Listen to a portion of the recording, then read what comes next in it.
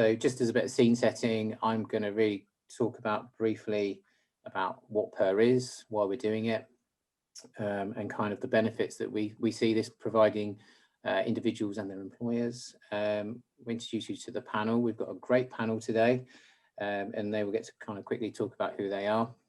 And then we will go into a bit more detail about the professional experiential route and kind of how it all works and kind of the support available, and hopefully answering all the questions that you may have.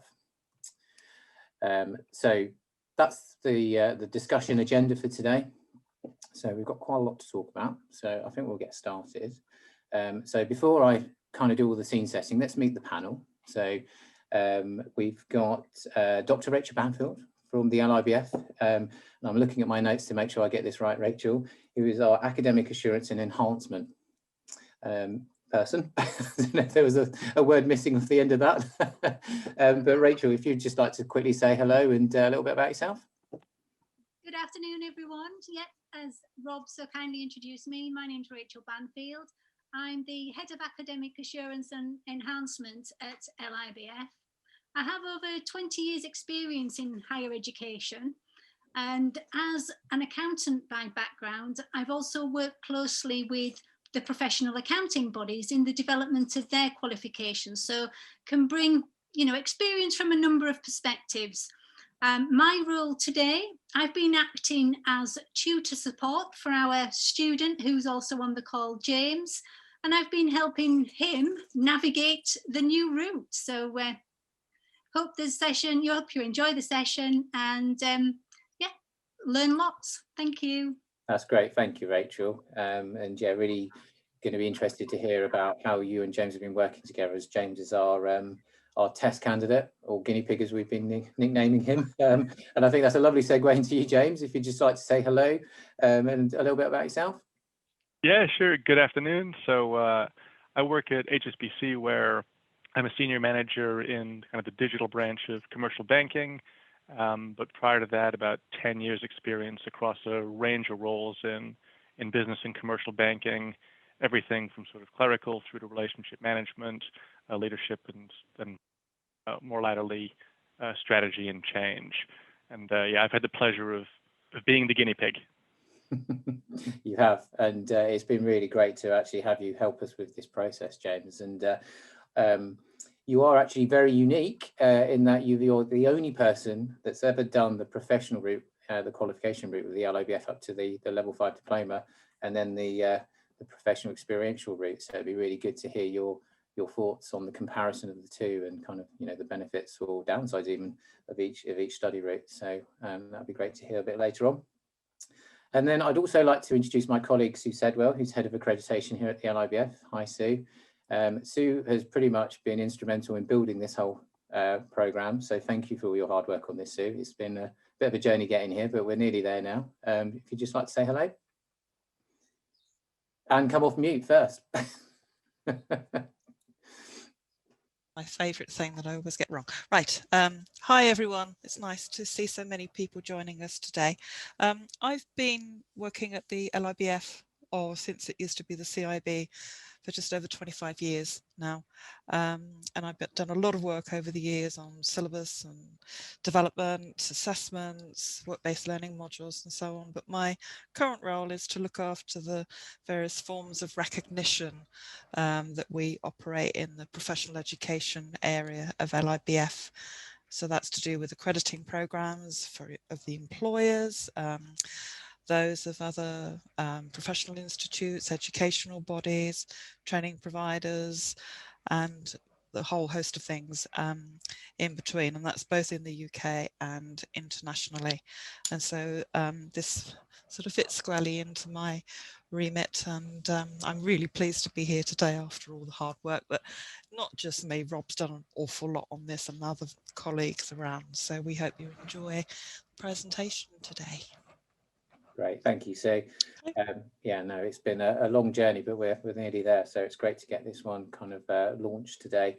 And then last but definitely not least, we've got Wendy Chowne. Wendy's going to be one of our tutors for PER, so if you are interested in signing up, Wendy may be the person that's going to support you through this. Wendy's got a long affiliation with the LIBF, which I'm sure she'll be able to articulate far better than I can, and also is now running her own kind of coaching and mentoring company. So if you just like to say a little bit about yourself, Wendy. Thank you, Rob. Good afternoon, everybody. Lovely to see you, and also particularly lovely to see some rather familiar names from the past in the chat box. So yes, you've gone all over the world, some of you. So I do hope that you will join. It'll be really good to meet up with you again from an academic perspective. My background is retail banking. I worked for HSBC in a number of roles, so primarily retail, business, touched into corporate, definitely did a long stint in audit, and then human resources in various head office roles. Towards the end of my time at HSBC, I had some opportunity to do some teaching for the LIBF exams, for the professional exams. So I've now got over a horrible number of years, over 25 years experience of teaching LIBF qualifications.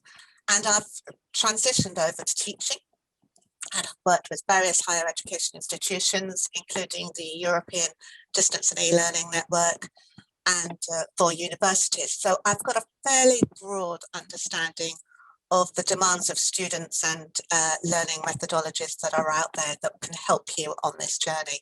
So having the opportunity to be involved in the PER program is fantastic for me, because it actually combines the financial side of things, the academic side of things, but also the practical side. And I now, as Rob very kindly mentioned, I have my own business and I operate under my own name, Wendy Chowne, and I deliver coaching, mentoring and academic services. That's all. Thank you very much. Thanks, Wendy. And yeah, there's a really good synergy between the two and what we're doing with the experiential route and your kind of mentoring and coaching. So yeah, that's why we asked you to be one of the PER tutors. So thank you. So that's the panel. So welcome again, everyone, and anyone else that's joined just while we're doing our introductions. I'm now going to do a bit of scene setting, and my slides are going to work. There we go. So this is really just lifted from the website, and I'm not going to read that all off the screen again. But you know, I really wanted to kind of set the scene in terms of why are we offering this new route to chartered status. You know, what's wrong with the professional qualification route? Nothing, but not one size fits all. So basically, just in terms of why we're doing this now, well, it's something that we have considered a number of years, and Sue will probably be nodding because it's gone through many iterations, but we've never really got to this point. But actually, you know, even before the pandemic, we were seeing from industry, there was a whole demographic of a person or professional that hadn't got a professional banking qualification, didn't have chartered status, but they had a lot of experience, and maybe they got to a point in their career where going back to, you know, professional qualifications wasn't desirable or even possible, but actually they did want to have something to really evidence their knowledge, experience and skills for what they've done in their career. So that's where really the professional experiential route was born from. It was right to say, okay, we've got this destination that people want to get to, but the pathway we're currently providing isn't desirable or suitable. So how can we provide an alternative pathway to the same destination, and obviously maintain the rigor and academic quality that we've got through the professional qualifications. So that's kind of why and where the professional experiential route has come from. So then we kind of looked at how are we going to do this. So that's where Sue and I sat down and we kind of looked at what industry is doing, not just in the banking and finance industry, but also other industries, how they're offering a similar route and kind of how we can fit this into the kind of the LIBF model. And that's really where we kind of sat down and said, right, okay, to tick off the quality and meeting sure that it's the same rigor as going through the qualification route, we actually lifted the qualification learning outcomes from level 6 for the advanced diploma, and they're the benchmarks that people have to work towards for the experiential route. And I'm not going to steal Sue's thunder on this one. She'll give us a bit more on how it kind of works in detail. So we've kind of said, as a professional, if you want to get charter status, but you're not really, you know, suitable if you do the qualifications, you can now get to charter status through a reflective piece of work or pieces of work, which will be based on your career and CV. And really it's matching your kind of achievements over your career to the learning outcomes at level 6. So as I've said, different route for the same destination, and yeah, from the feedback we've had so far, there's a lot of interest in this for those reasons. So I think that kind of really validates our reason to do this. So that's kind of the why and the wherefore. I will go into a bit more detail about this, but rather than me kind of talking too much, I'm just looking at my notes just to make sure I've covered everything off.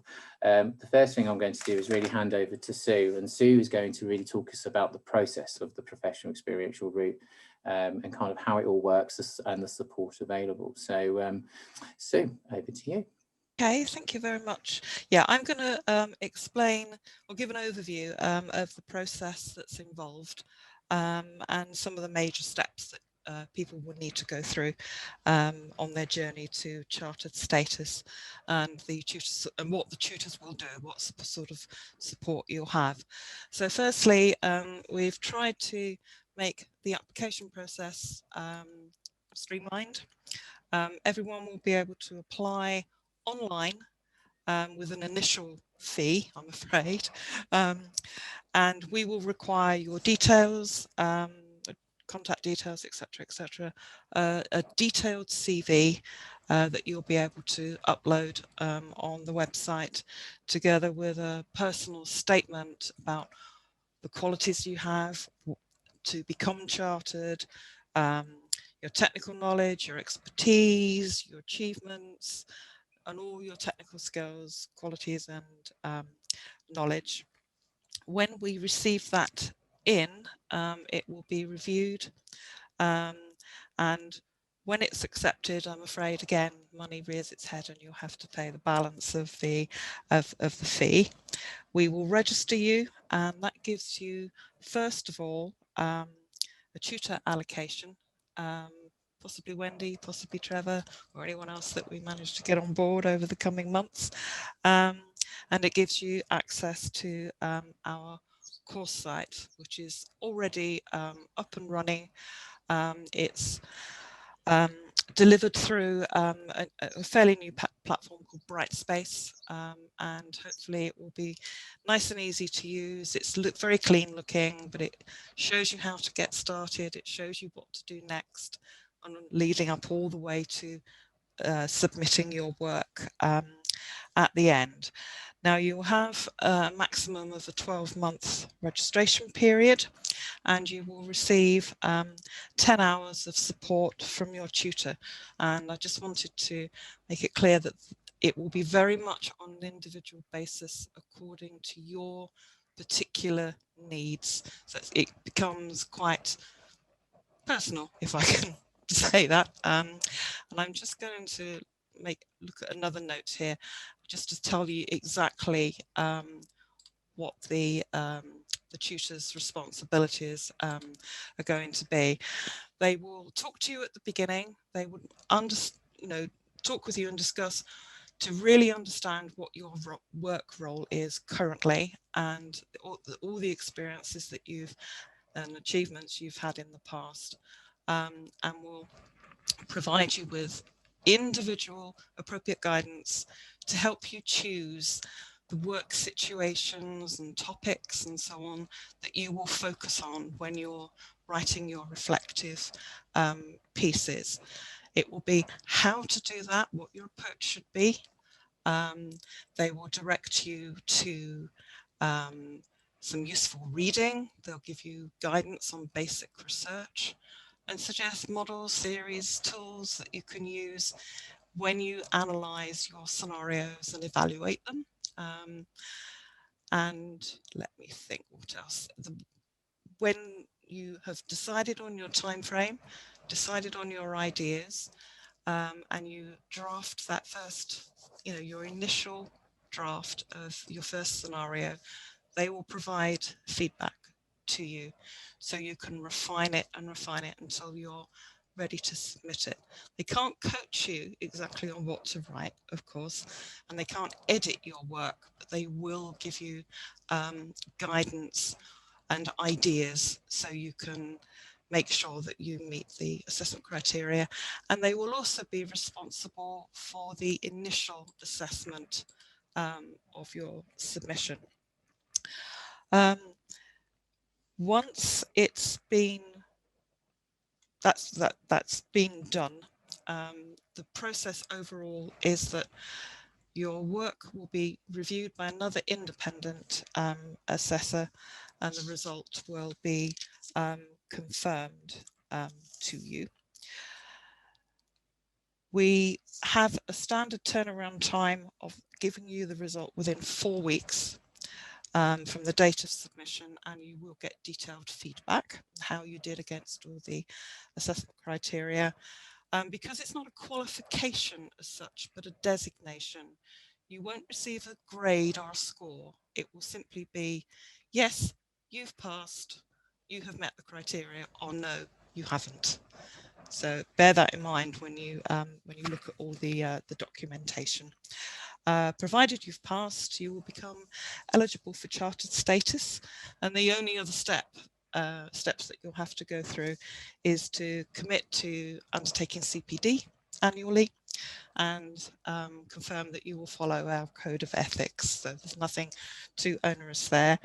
At that point, we issue you with a digital badge that you can wear, show with pride. If you don't pass, there is one resubmission attempt within 3 months of your result. And during that time, you will be entitled to a further 4 hours of tutor support. There's one document, though, I think, if I could possibly have control of the screen, I've got a document that I'd like to share because I just wanted to say a few words before I finish about the flexibility of this route. You need to submit 4 different scenarios on aspects of your previous experience. It could be a project, for example, that you're working on now. There's no harm in doing that.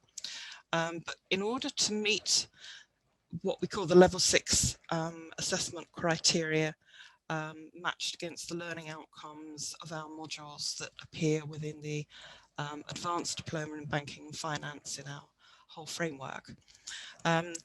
It's very flexible. The only proviso is that you need to cover the theme of some kind of strategic topic drawn from our probably quite well-known module, strategic management in banking.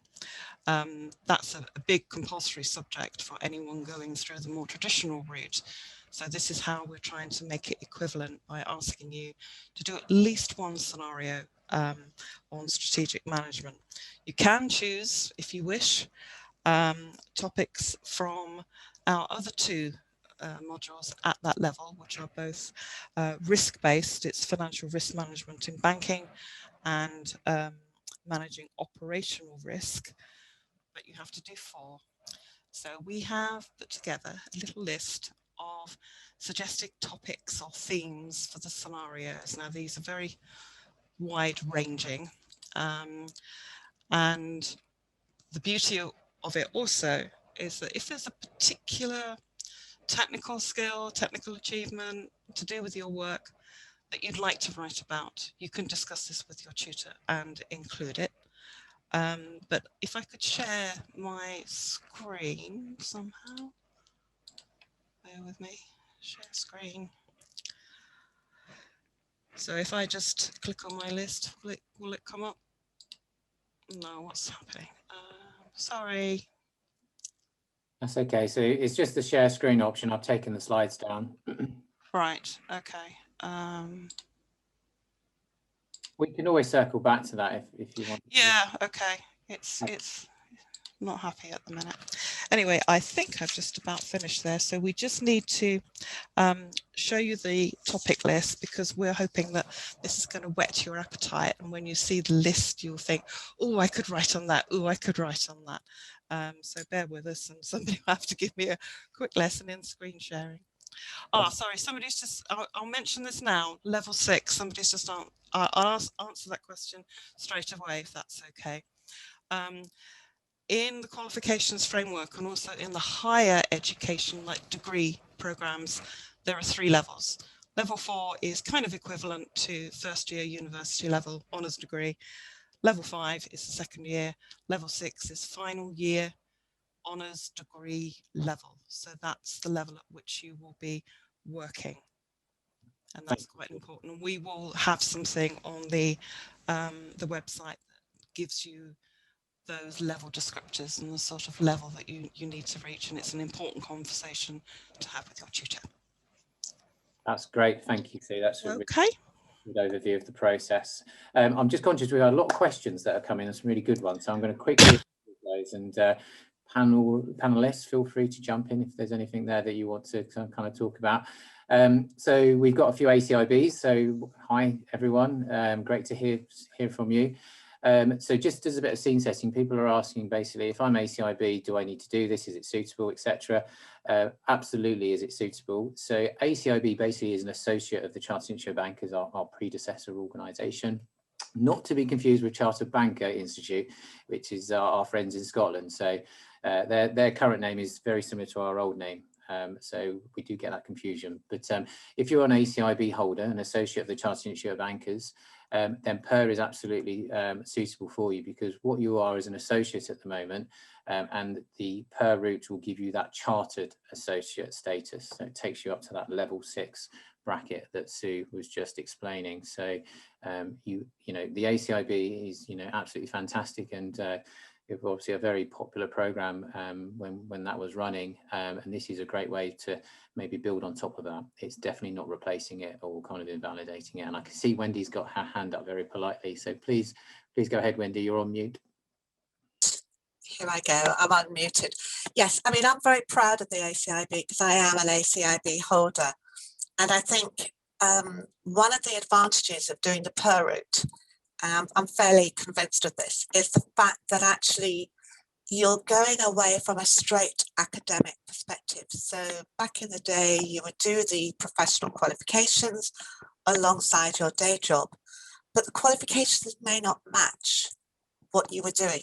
So they may not resonate. So you might learn, you know, if you were doing ratio analysis, for example, you may not be in a context that would actually allow you to apply that. If you're talking about strategy, you may have had absolutely no experience of it, and indeed may not get it for the next 4 or 5 years. The PER route is very much drawing on your 10 years worth of experience, where you will have had those opportunities. And it's that opportunity to reflect on that. And so it is a different qualification. And hearing people sort of being interested in it, I'm wondering whether maybe I should have not jumped and said I'll do the PER tutor route and gone for it myself first. But anyway, there we go. Maybe Trevor will be my tutor. I was going to say, maybe we could get you to tutor each other. There we go. Thank you. That's really helpful, especially obviously being an ACIB holder yourself.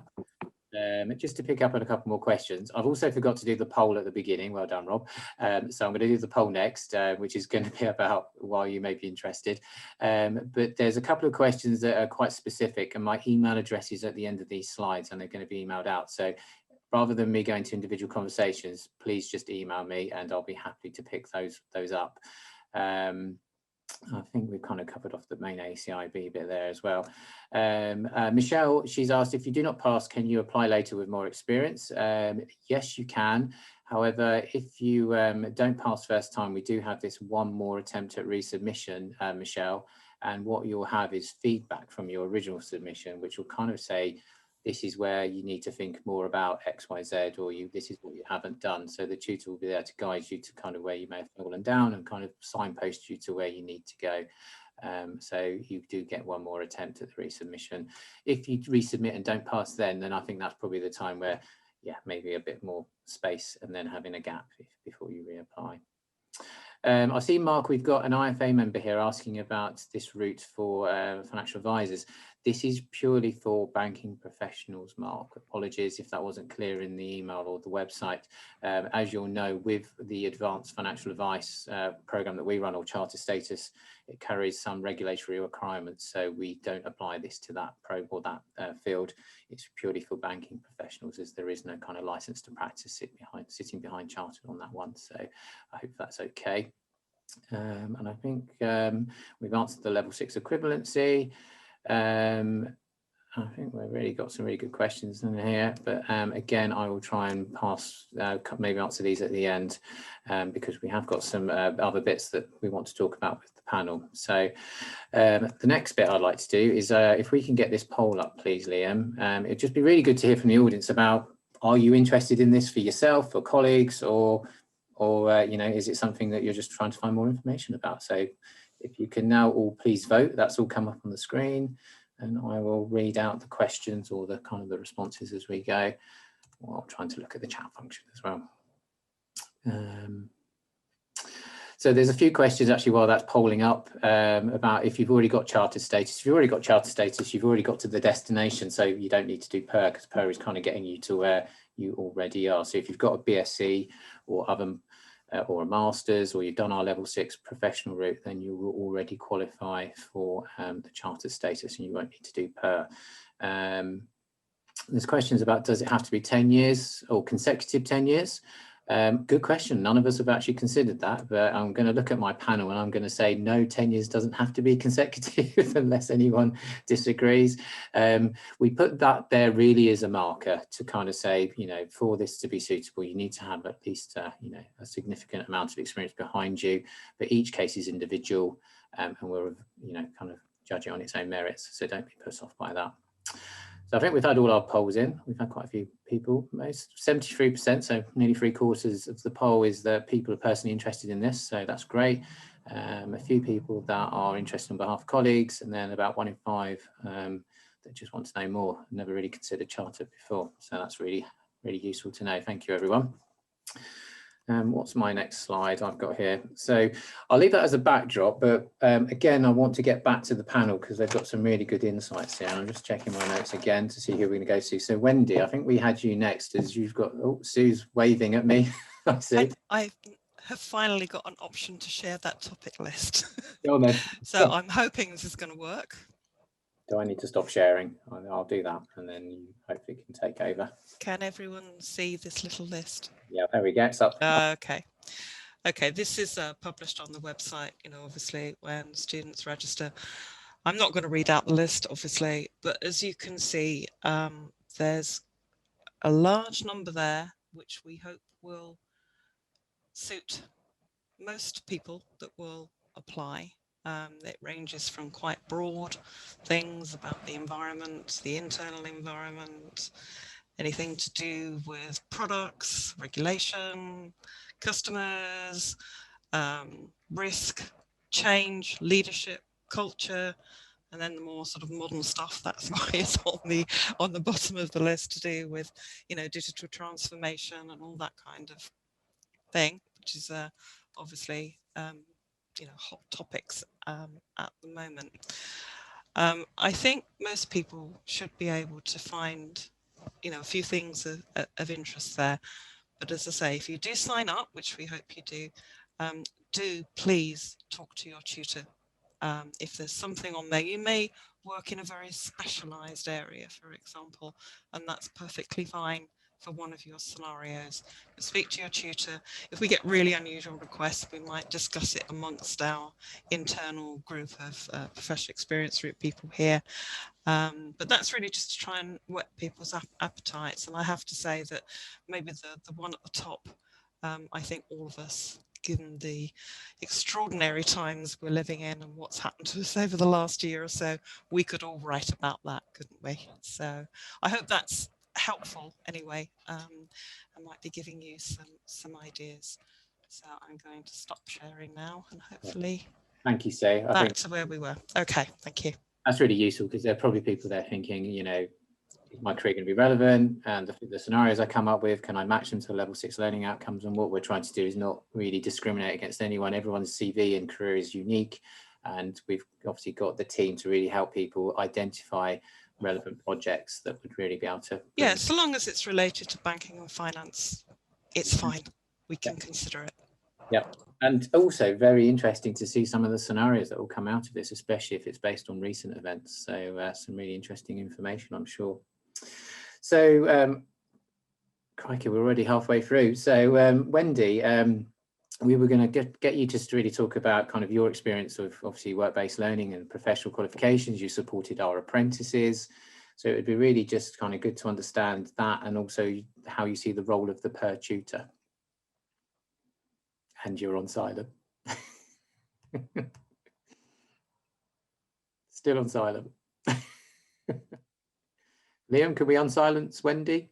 There we are, I'm unsilenced. There we go. So thank you for that, Rob. Sorry about it. So you're not having to read me, folks, where I go straight in. I'll try and keep it tight. I mean, really, I think that the whole benefit of the professional experiential route is that it is effectively a work-based learning. So what we mean by that is that you're going to benefit from actually recognizing and tying the learning objectives that you have to fulfill to your workplace objectives. You're given the opportunity to reflect on experiences that you've had and actually really learn what is applicable about all these theories that otherwise you would, if you did the traditional route, you would learn the theories. You don't get that opportunity on the traditional route to really think about, okay, has there been an example of where I've used this in the workplace? And if there is, which you would have to do for the professional experiential route, what would I do differently? And there's loads of theories out there about the value of reflective learning. And I think the one benefit that outstrips all of them for me is from an employer's perspective. You've then got a cohort of employees who are not just saying, yes, I've done this strategic change or this initiative and I've done this work and I did brilliantly and it achieved whatever. But in this field, what you'll be doing is reflecting on that, thinking, how could it actually have been improved? And in consequence, you've got a stronger employee, you've got a better manager who can actually apply the learning and those reflection opportunities and alter their professional skills and behaviour accordingly. So I think that if anybody's done the professional experiential route, as a recruiter, you would be really keen to have them. So I'm picking up on a point that Trevor said, that actually they're transferable skills in any industry anyway. But to have in the banking and finance industry a set of people who have been able to think how they would do things differently in the future can only be advantageous. You know, Sue's alluding to the pandemic. People had to think on their feet, and we know that 80% of the banking profession were for digital transformation. They were lagging behind. It was something that they were going to do on a very traditional, stage by stage, not transformational way. And they have had to think on their feet. And that's what any industry wants, is an ability for their employees to have those skill set, to be able to draw on their past experience, but apply it to the future. So that would be my real snapshot of the experiential route. My experience of students, you know, I've done the professional studies myself. I've done postgrad studies whilst holding down a full-time job. I know how difficult it is. I know how maybe going on to online learning can be quite a challenge because it can be new for some people. Returning to learning can also be a challenge. So I very much see the role as a tutor as being somebody who helps people through any hurdles that they have along the way. You could put those anxieties to one side and make them absolutely keen and robust in their application, so that by the time that they're submitting a scenario, they're not just ticking that box of it's for the qualification. They're actually thinking, I've done something that is of value to me and to my employer. Brilliant. And Trevor's provided a good link about reflective learning there. And Julie Putman, apologies Julie, she put a little comment in the chat box about it. She's had 15 years worth of experience and she's got some fairly senior experience there. Yes, absolutely. I would say if you're interested in getting that chartership, it has intrinsic value as well as extrinsic. Thank you. Thank you. It's been great. And actually, I think that's a good time for me really just to mention how we perceive the benefits of becoming chartered. And I kind of have a personal experience of this as well. So kind of building on what Wendy said, you know, you may not have a professional banking qualification, or you may not study for some time, but you have all of this wealth of knowledge and experience through your career. We see the PER route to child status as really a way of formalizing all of that knowledge and experience you've got and actually having something to show for it. So, you know, for all your achievements. So it's a great way to wrap all of that knowledge and experience up and actually make it tangible. You know, and that obviously promotes you in terms of your profile, your CV, amongst your peers. But again, you know, it's great for your employer as well, because having chartered people really does show as an employer, they have that kind of, you know, higher level of employee. So again, really good positives there. And you can see I'm checking my notes just to make sure I don't forget anything. And I will go on to kind of what you can do after PER. It's like, all right, okay, we need to focus on PER first, but actually there is a little cherry on the cake with this one as well, which I'll kind of allude to a bit later on. But I've done enough talking, and we've got James and Rachel still to talk. So if I could hand over to both of you at the same time. Rachel's going to start, which is great, because actually there are kind of ground zero people. James is the test pilot person and Rachel's been his tutor. So yeah, Rachel, off you go. Thank you. And it's to build on precisely what Wendy's just said, really, as a little bit of an introduction. Although the professional experiential route is new to us, educational theory has valued experiential learning for a long time. You know, the work of Kolb, Chowne's been around since the 70s. And, you know, what we're doing is picking that up and developing that and recognising the need for it now. Educational theory absolutely values this prior knowledge and experience. It promotes learner responsibility through facilitating rather than directing learning. It encourages learners to test out and apply new knowledge, and fosters explicitly, as Wendy rightly says, those what can be elusive skills of critical thinking and reflection. It absolutely will focus on those skills required in the workplace. As artificial intelligence and big data take over, the role of the professional within financial services will change. These higher order skills of analysis and critical thinking will be invaluable. You're going to need those to interpret, to evaluate what the machine produces. And the professional experiential route is your opportunity to hone and to demonstrate those skills in achieving chartered status. So yeah, excellent workplace skills for the future. Yeah. I'll let James talk a little bit about how he's found the process, and then I'll back that up with how I feel I've what my role's been in that. Yeah. How does that sound, James? Sounds perfect. I thought I might actually rewind a little bit. I know we're going to look at the kind of the traditional route against PER. I guess maybe if I give a bit more about my background. So I sort of grew up overseas in Belgium, and then I came to the UK where I studied art and design and then photography before, I guess, like a lot of people, sort of falling into banking. And when I started early on, I think, you know, the organization I work for, a lot of organizations are really good at telling you kind of what to do. Sort of, this is the procedure, here's how you do things. You don't always have that kind of a wider context. Why do we do that? What does it mean? So I actually started studying through the LIBF, doing their certificate in business banking and conduct, to kind of peel back the blinkers a bit and learn a bit more around, you know, what are the things that we're doing and why do we do them? And that kind of started me down the traditional route. So I did the certificate, I then did the diploma, and I did the professional diploma.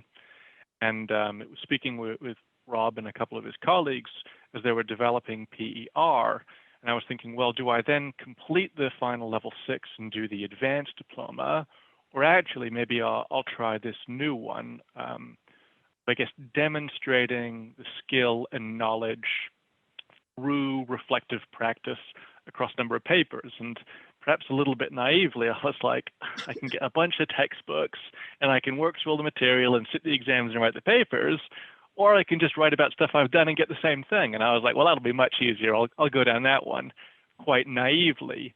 And actually, having now done both, when I think about the PER, it's been really useful. So what I've been doing is stopping, and reflective practice was new for me. So I was kind of used to being given the information and assessing it and then regurgitating it, but this caused me to stop and look back.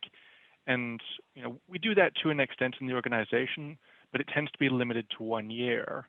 And I guess what the PER route did was make me look at the things I was writing about. So I think about one of the papers, which was about credit risk and pricing, and thought, well, how did I consider that really early on in my career? And how did my understanding evolve? And actually, as I became more senior, maybe I was rolling out training on it, how did it continue to change to understand where I am now and what the key things were? So taking my experience then with guidance from Rachel, I suppose what this did was frame it academically so that I can assess what I've done, but the benefit being it will inform future decisions. So rather than going, here's just the theory, it's going, well, here's the theory and here's how I've linked it to things that I've done for a future benefit. So I think there's kind of, yes, you get the chartered status, but actually the act of going through this, I've taken great value from. And Rachel sort of intermittently points me on the right track when I go down the wrong avenue. So to pick up on exactly what James has said, yeah, I feel I've acted as a little bit of a guide on the side, as it were. So interpreting the learning areas with James, acting as a little bit of a funnel as well in this iterative process. So naturally, when we're enthusiastic about a topic area and an experience, we start with something that's this big. And in order to be able to do credit to the level, the rigor, the academic analysis that's necessary, we have to hone that experience and scenario down into something that enables us to do justice to the topic in the word count available pragmatically. So I've worked with James to make sure that for the area he chose is the focus right. And when he was writing it, it was obviously James has lived and breathed this, but we've got to get the questioning, the challenging, so you did this, so what is that demonstrating? So it was just asking James questions around his vast wealth of experience and making sure it was shaped appropriately to help him demonstrate the criteria. So I see my role working with James as honing his story to, kind of moving his piece of writing from perhaps a descriptive, experiential base into something that's concise, analytical, evaluative and reflective that's really hitting those criteria. So I think we've worked well together so far, James, haven't we? We've a little way to go, but we're getting there, aren't we? Yeah, absolutely. And I think just to add to that, it's those questions, it's those prompts, it's that focus, but there's also been a bit of signposting. So it's, through after registration, there's a lot of additional reading. And if you take one of the kind of the main skills, say one of the 2 risk ones, then there's a wealth of further reading and access to that material. So I think sometimes it's just, Rachel saying, have you looked at that one, to kind of just link the principle and the experience. But yes, I'd say we've worked very well together and continue to, hopefully. I'm glad that's the case, guys.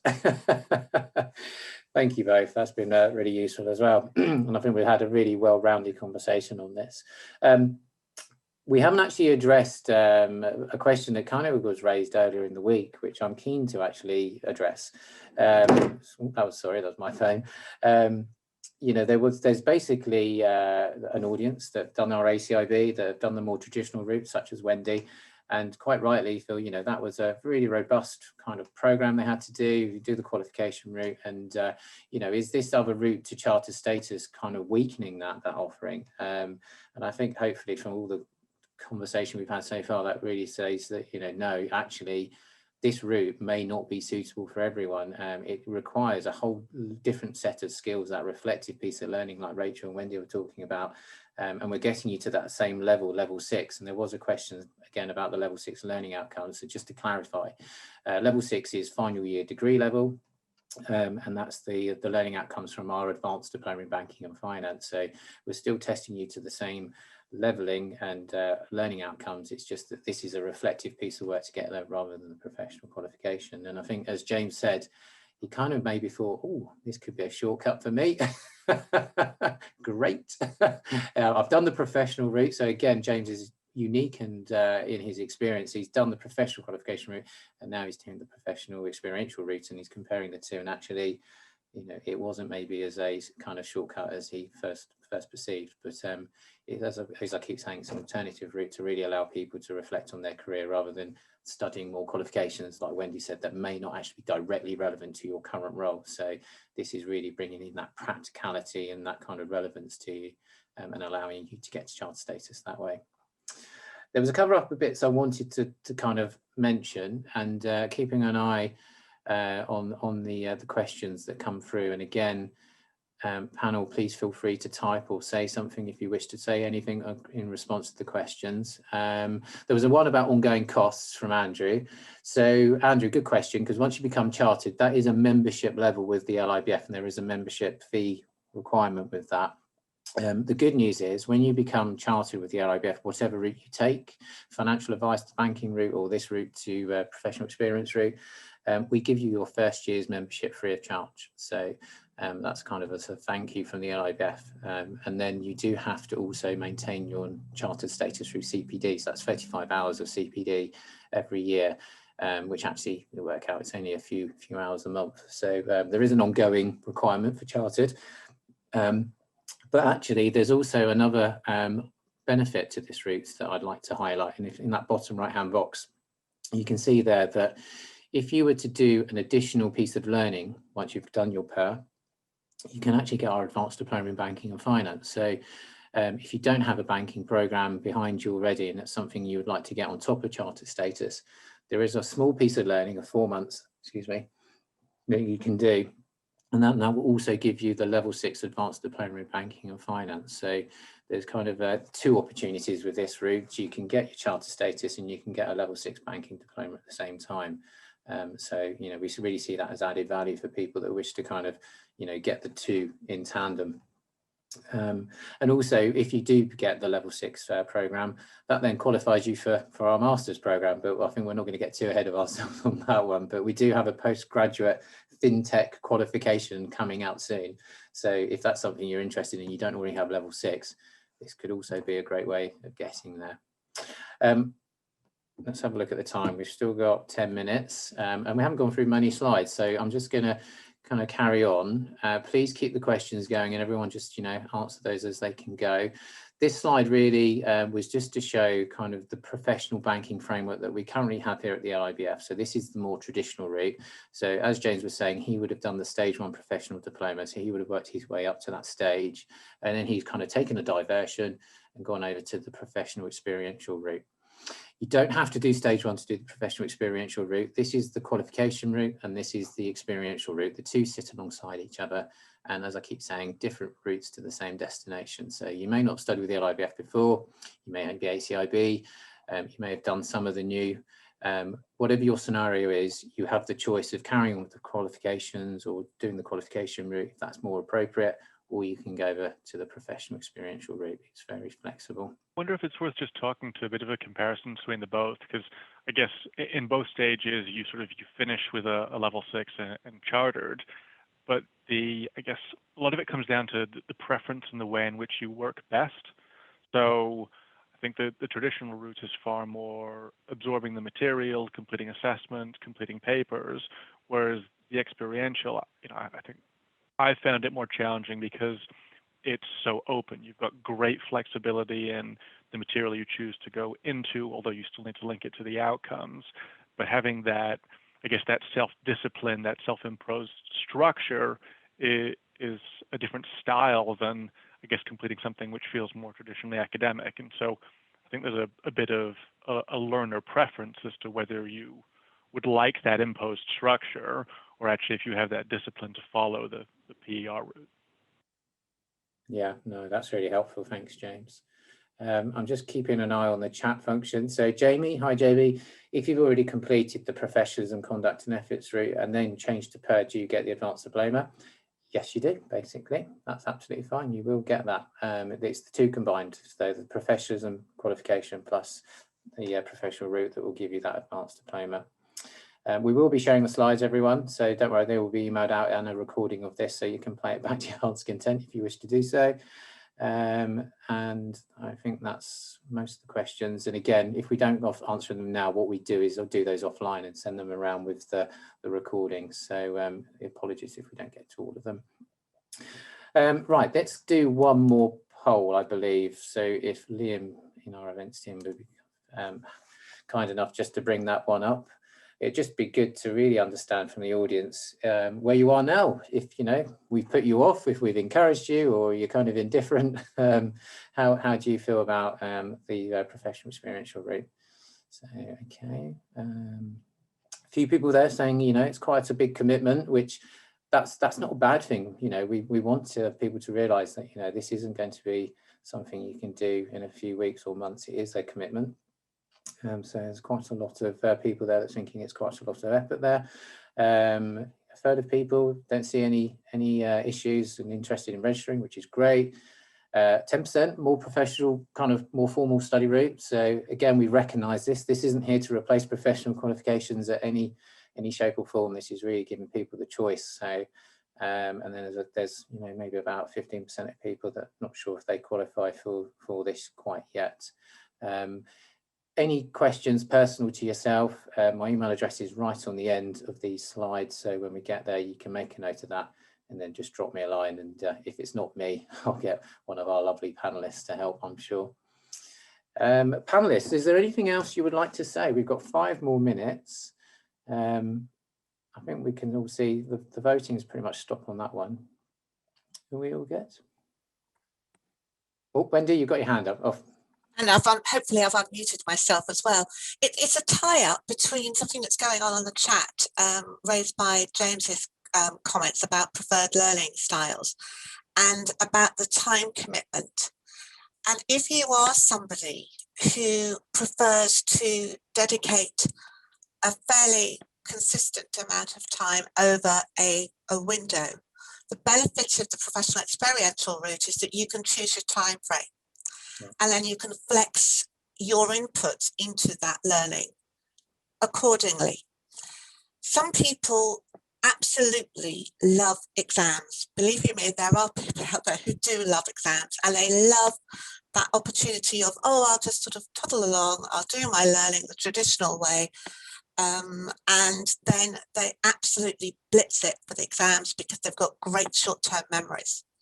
Now, as academics, we kind of do the plumber's whistle between the teeth sort of outcome of, oh no, you shouldn't do that, but that is the reality of it. And it is also the reality for people if you're in a professional full-time job. I can understand that you blitz it, and I've had many a student turn around to me and say, it's all right, Wendy, I'll cram it in the last 2 weeks before the exam. And I really fret because I think that that's a situation where, 1, they're not going to learn. 2, the learning is not actually going to be of any value to them or their business going forward. And 3, there's a risk that positive procrastination will come in and their house will be redecorated, but no learning will be done in that fortnight. The benefit of the professional experiential route is that you can, if you like, bank that learning en route. You can consolidate it en route. And you don't have the fear, for those of us who do fear exams, you don't have the fear of an exam or the anxiety that surrounds that. You've got that luxury of time for actually demonstrating your learning in a document, refining it, editing it, and then with your tutor's help, as Rachel was saying, making sure it's hitting those learning outcomes. You do not have that luxury in an exam context. So if you're somebody who doesn't like exams, I suggest the time commitment for this, although James will probably shake his head a little bit at me on this, it's less, and certainly less anxiety moments in the process. Thank you. Thanks, Wendy. Oh, Rachel, hi. You're on mute, by the way. Unmute, there we go. I thought I'd clicked it. Apologies. Yeah, absolutely. I know that the majority of people are saying that they're concerned about the time commitment alongside other responsibilities.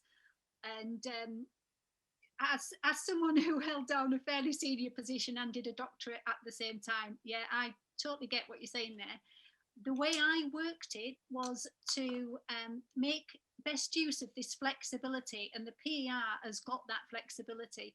You're not having to attend a lecture, you know, on a Monday evening at 7. You do this when it suits you. Yeah. And the way I achieved it was by using some of my leave. Everybody may not want to do that, but I knew if I booked, you know, 3 days leave, I could sit down that first day. The time was my own, and I could work solidly through around other stuff. But I didn't have to wait for a lecture. I didn't have to read a book. It was there. I was thinking about it as I drove to work, on the train, whatever, you know, and I was honing it the whole time. So the flexibility is an advantage for busy people, I would argue, and it, you know, it's something worth having and doing, which is always worth putting the effort in. Thanks, Rachel. No, very good points from you and Wendy. And funnily enough, Wendy, I've literally just redecorated my lounge after having an assignment to submit. So you hit the nail on the head with that one.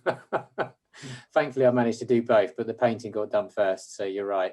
But that is a wrap up, I think. We've got to nearly 2 o'clock. So, you know, thank you to our panelists. Thank you, James, for your input and giving up your time, and keep going with the professional experiential route. You'll be our first person to get you across the line with Rachel's help. And thank you, Rachel, for helping James and being part of the pilot. It's been really useful. Sue, none of this would have happened without you. So thank you very much, and your perseverance, and building a very robust framework here for us all to kind of work off. And thank you, Wendy, for all your help, and obviously being a per tutor going ahead. And thank you, Trevor. I know you're there in the background as well, and you'll be really pivotal to all of this as well. So yeah, and not last but not least, thank you to our audience for joining. Thank you for participating, and we hope to now see people signing up. We've done all the work for this for you, so it's there now. You can just sign up via the website. On the Professional Experiential Route, the link is there, and it will take you through the process. But apologies, I've not answered all the questions. There's some there that I wanted to, but we didn't have time. The email address is right there, and you'll get a copy of all of this as well. So we will send that all out to you. So have a good afternoon, everyone, and we will see you soon. Thank you very much.